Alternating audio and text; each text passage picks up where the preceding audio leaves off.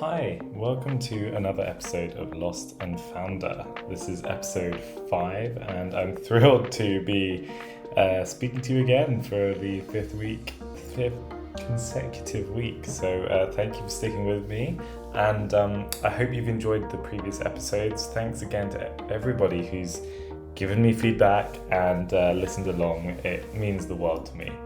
If you're new to this show, Lost and Founder is all about, well, it's about me talking into a microphone, sharing my real world experiences as a founder of a software company, Go Squared.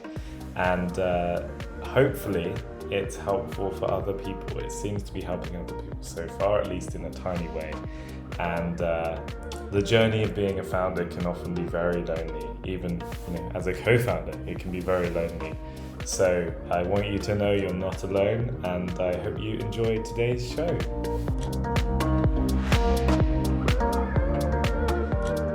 The primary thing I wanted to talk about this week was around a bit of reflection on my previous couple of weeks. And last week, I really felt like I was not myself. Last week, I had a really tough week, and I really struggled to focus, to do the job that my team needed me to do. And I kind of wanted to sum this all up as really about focusing on the business versus focusing in the business. That's probably how I would sum up the chapter, the title. And I think there's probably a lot we could talk about on this topic, but we'll see how it goes. But I think for me, and I'm sure a lot of other people listening, they often start a business, especially a software business. I think a lot of people start not as managers, but as makers, as people who create things.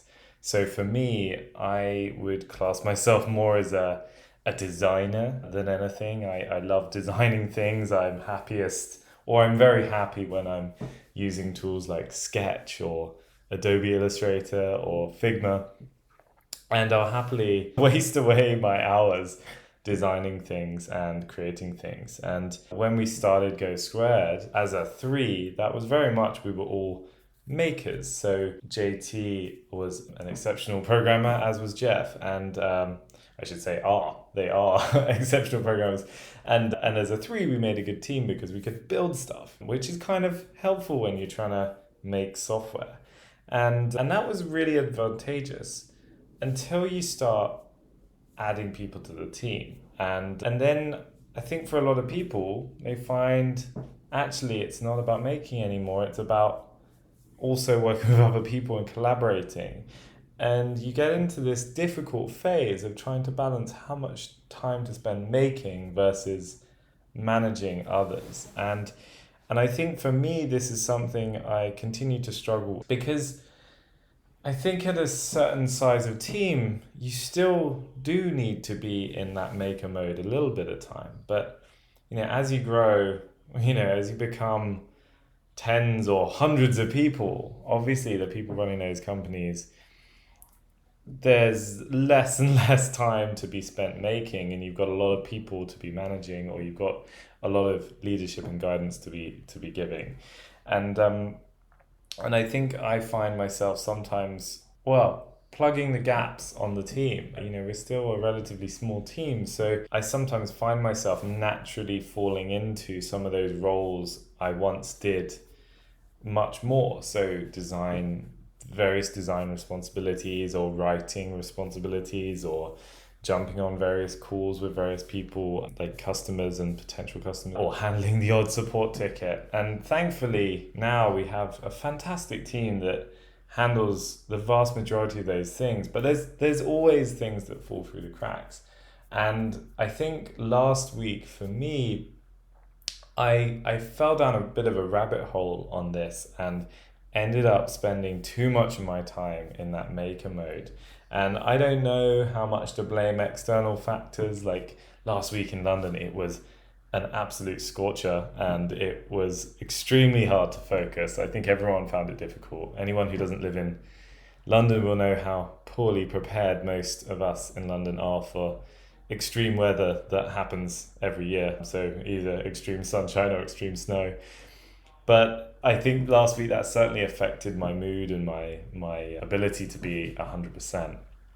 And I got to the end of the week feeling like I had chipped away at some things and made some progress on some things. But I also got to the end of the week feeling incredibly frustrated because I'd let the week pass without giving enough guidance and clarity and direction to the rest of the team. And it's sort of like you've got your head down working away on something, and then you look up and realize there's chaos around you, and people are unsure of where to spend their time, what to do, what to prioritize, what to not do.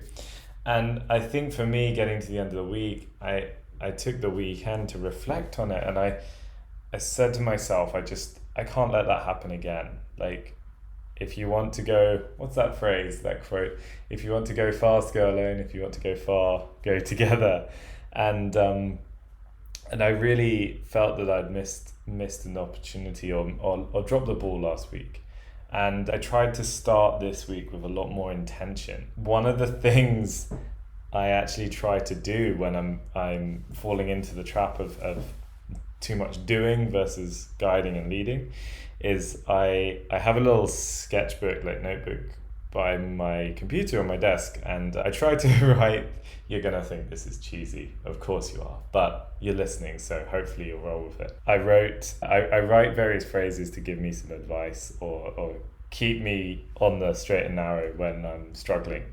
And one of the things I've noticed is that I find it much easier to give other people advice than to give myself advice. I don't know if you found this yourself, but often it's much easier to help someone with their problems rather than give yourself that help that you may need.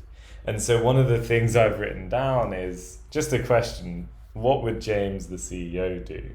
What would James the CEO do? I didn't write it twice. I just thought I'll repeat it just for a laugh. Anyway, what I try to do with that phrase though is I paint a sort of ideal picture of how I would be operating as a CEO in my head. Not what would James the designer do, or what would James the friend do, but what would James the CEO do. And I think we all have a mental image of those different roles, and I often refer to that when times are tough or when I'm struggling, because it does help me get some clarity. It sounds silly, but it does, because I think, well, a CEO in this situation, well, they would be very decisive. They would make a call and move on. They would be optimizing for the success of the company rather than necessarily short-term happiness or satisfaction. They would be bold. They would be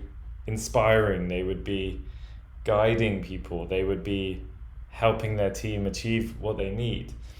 And I find that simple quote, that simple phrase, and very, very helpful to refer to. And I actually now I try to write it on my sketchbook. At the start of every week, I kind of turn a new page and write out some of the things I'm planning. And I try to write that out every week as like another way to mentally reinforce that person I'm ideally trying to be at work. And yeah, that's just one of the silly little things that I try to do. Another thing I've really tried to do, and again I think I need to keep working on this, but I'm sure most of you listening use some sort of task manager to-do list tool. I use a tool called Things, which I love, but I'm not here to promote apps or anything like that. But I mention it because I have a to-do list, and I often find it very easy, as I'm sure everyone does, to add things to that to-do list. But one of the things I try to do with my to-do list is to categorize what's on my to-do list into things that are me focusing on the business and things that are me spending time in the business. And that categorization may seem simple, but it's actually very clarifying, at least for me. And by that, I mean, there's a lot of things I can do that are in the business to help push things along. So I might be able to write a blog post. I might be able to design a quick image for someone. I might be able to respond to a customer quite quickly. But a lot of those things are not really my job anymore. And I find this very difficult because I always want to be helpful. I always want to be pushing things forward. I always want to be leading by example. But if I spend too much of my time on those tasks, then I'm using that time, that precious time, instead of focusing on the business. And by focusing on the business, I mean tasks like clarifying the reason the company exists, clarifying where people should and shouldn't spend their time, clarifying the goals and milestones we're trying to get to, clarifying direction and who we're serving, spending time trying to find the best people to join the team, trying to find time to give people the guidance and inspiration they need. And those things, if I'm not doing them, then there's not a lot of other places in the company where they're going to come from. So it's absolutely essential that I spend time on those things, spending time on the business, not in the business. But what I find so difficult is that often the things that are in the business are very urgent. We've got to get this blog post out today. We've got to get this email newsletter out, and we don't have an image for it. They're often very urgent and very clearly done or not done. Whereas the things that are tasks where it's spent on the business, it's never as visible as that. Often you can spend days, weeks thinking on something or trying to figure something out, and nothing really changes whether or not that's decided or not in the short term. And it's not very clear to people whether that's done or not done, or that thinking is never clearly done because it's always evolving. But the medium and long-term consequences of that work not being done have a far, far greater impact on the team and on the company as a whole.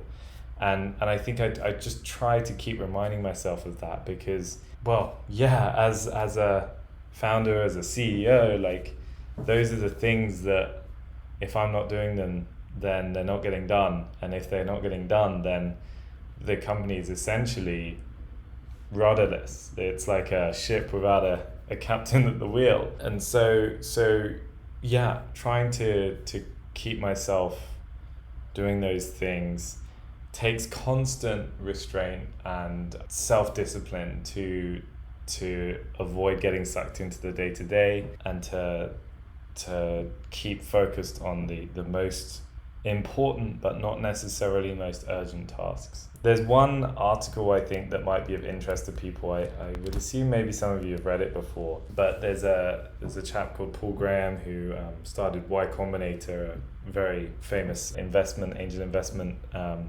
fund and incubator kind of thing. And out of Y Combinator came some huge success stories, including Airbnb and many other great companies. I'm sort of winging it off the top of my head and I don't want to make a mistake, so I know Airbnb came out of it. But Paul Graham wrote a great essay. He's written many great essays for founders, for people starting companies, thinking about starting companies. And one of my favorites is an essay simply titled Maker versus Manager.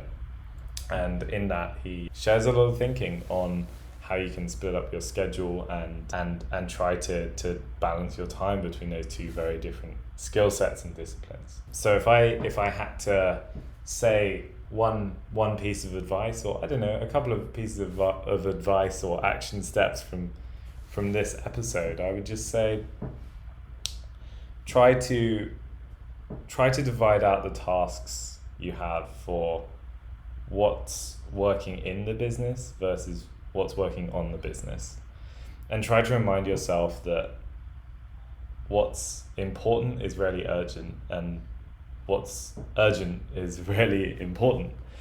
I stole that quote, by the way. I forget where from. I guess another action step would be go check out Paul Graham's essay. I'll link it in the show notes.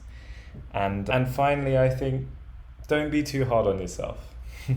Everyone in the world is exhausted right now to some extent.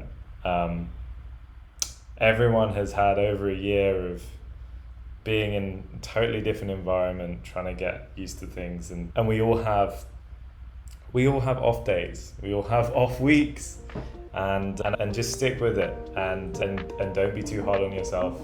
Reward yourself and keep going. And I hope this episode has been helpful. Thanks, and see you soon.